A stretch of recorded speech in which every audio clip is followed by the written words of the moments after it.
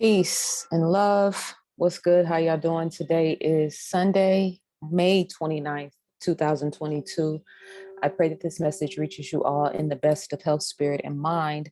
And I also hope that my background music, that you can hear it, because last time I thought I was playing it and it could be heard. So it sets a whole ambiance. And then I went back and listened to it and I couldn't even hear it. So I am, trying to figure out the right sound, how high to turn up the frequency music in the background, how close to have the phone to me so you can hear it, but it's not overwhelming. So I'm in a learning curve. So hopefully you guys can hear it because I feel like it sets a tone. I won't know though until I finish recording this video, because I can, if I do a test record, I can hear it. But then when I, turn on Zoom and start actually recording my background, it's a different situation. So today, I'm going to be sharing part of this video on YouTube because this particular subject is, I think, something that, more people need to hear. I think we need to open up our frame of reference in terms of how we look at relationships and our expectations of others versus our, personal expectation. So just to give you guys a little bit more insight, one of the things that I'm doing on my private membership page is every Sunday I have an Ask Me Anything segment. And members of the group can either send me an email or post in our community page and let me know if there are specific things they want to get my perspective and input on. If it's something health related that you might need a little bit of extra insight or research into, I'm taking those type of questions from my members. So if you join the group, if you want to get my perspective on something going on in your life or in the world, all you have to do is just send me the question and I will answer it there. So these particular videos are not going to be made public. They're all going to be shared in-house, but because I'm still promoting the group, I'm still launching it. And I also think that this is a conversation that can have a bigger impact if more people heard me talk about this. I'm going to share this. So today's topics, I have two questions from our members. Thank you guys so much for sending them to me.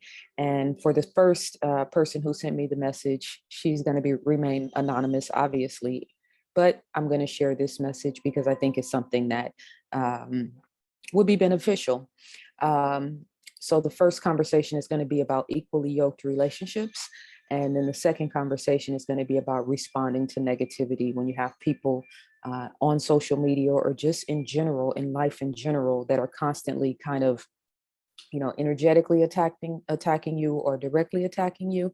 How to respond? Should you respond? What's the appropriate, sort of way to handle those type of things? And this person asked me this question because obviously this is something that I have experience with. So let's get started with the first question. And as I'm going to post the information, if you guys want to sign up for the private membership page, it's $22.22 per month. This is where all of my content is going to be moving forward. So if you join us, it's going to be a wonderful experience. All right, first question.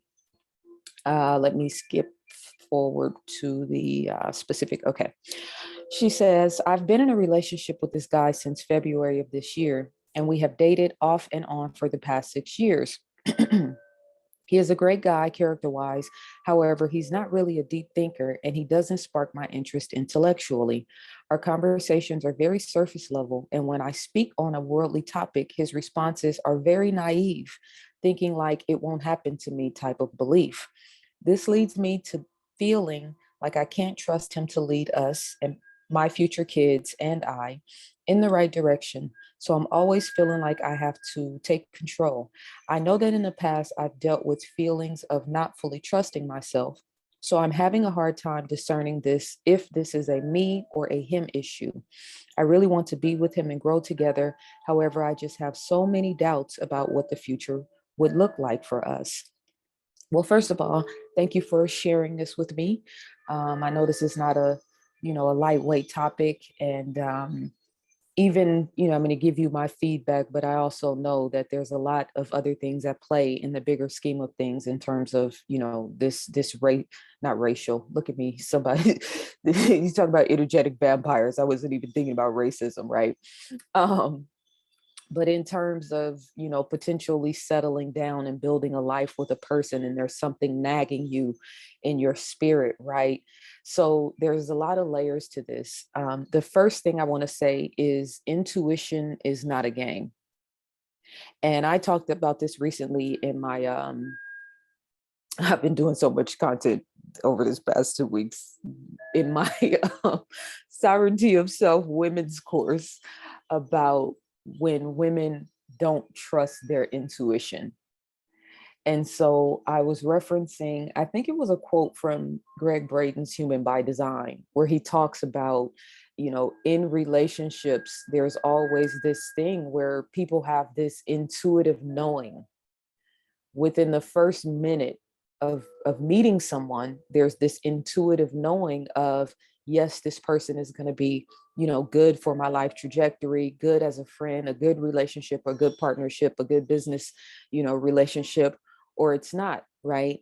And more times than not, they've done psychological studies on this in human behavior. More times than not, that original intuition, that original knowing, that original internal message was right.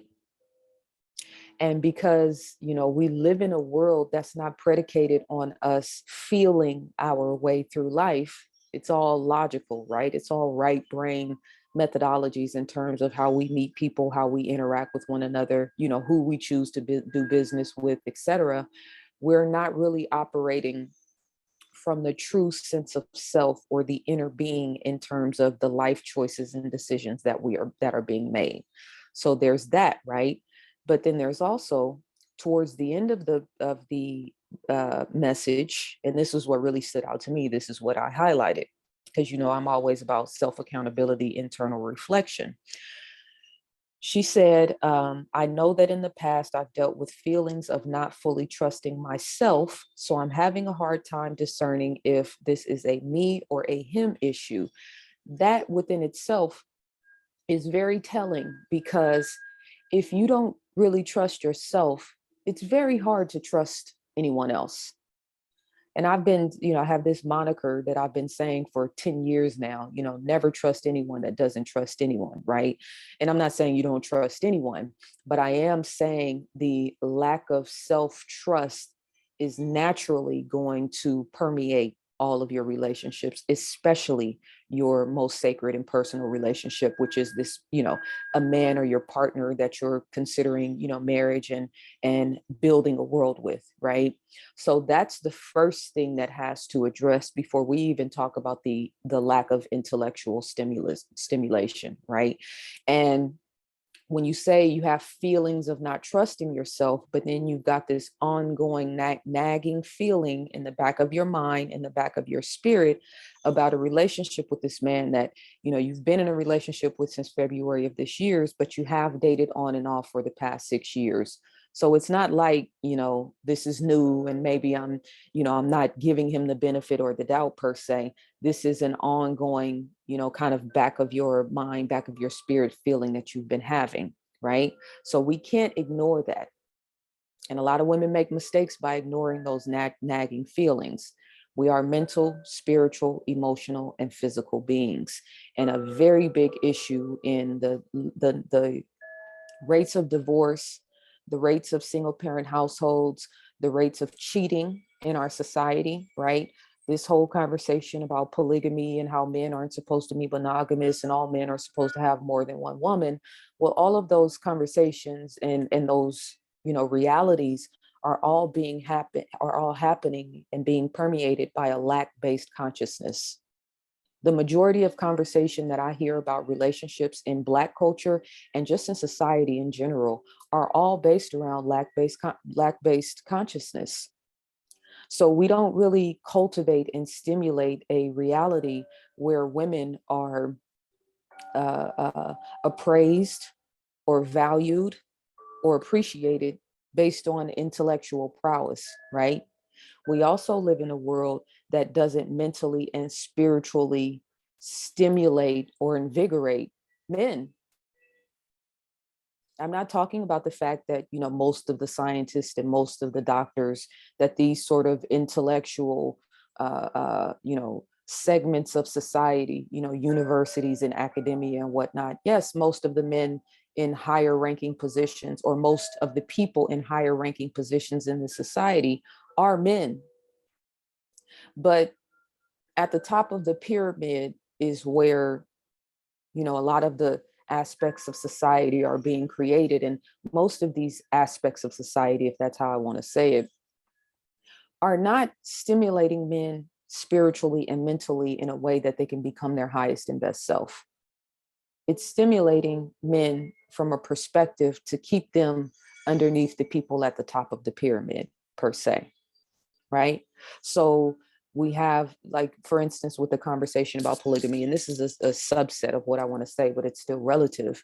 We have men that are mostly attracting or looking for women based on a physical nature.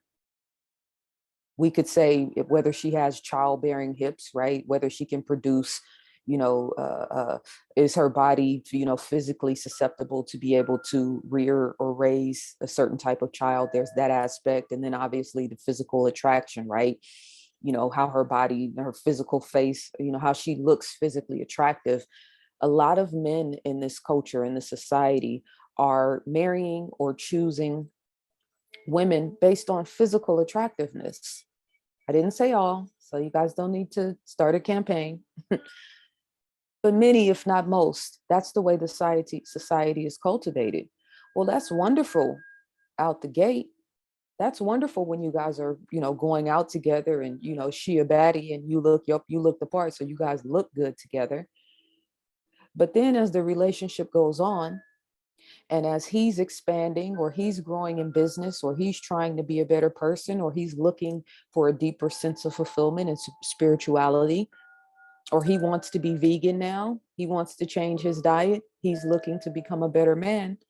If he doesn't have a woman that is spiritually and mentally and emotionally conscientious and aware, she doesn't have to have all of the information, right?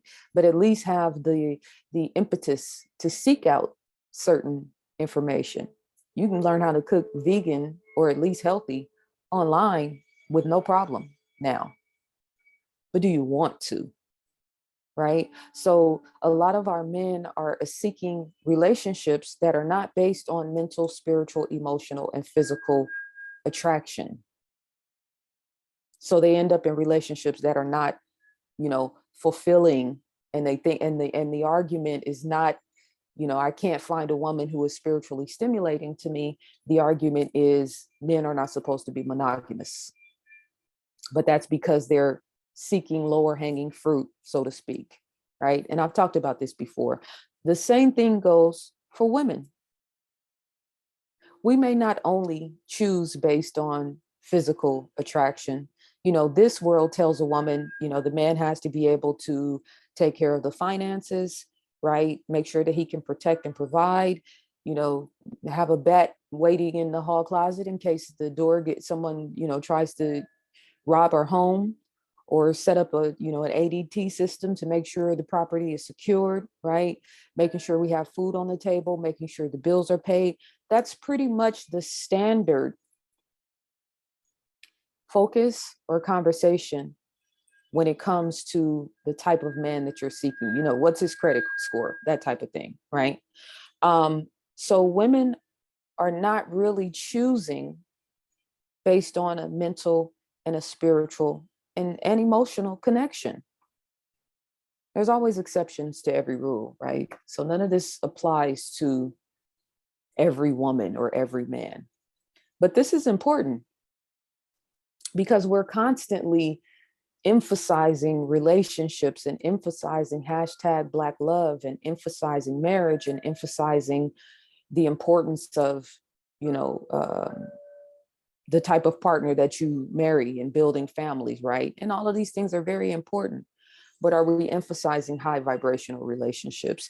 And you, my sister, are looking for a high vibrational relationship.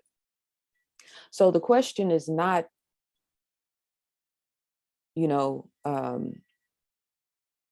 or the focus, I should say, not the question. For you as a woman, right? Any motor, a giver of life in the way that you operate mentally, spiritually, emotionally, and physically. The physical giving of life is just one aspect of the conversation, being able to have a child. That's just one part of the conversation. So as a woman, the conversation, especially because you have so much invested in this man and you clearly want to build something with him, the conversation should shift to less about, is he intellectual enough, into how can I stimulate this man intellectually? That's a different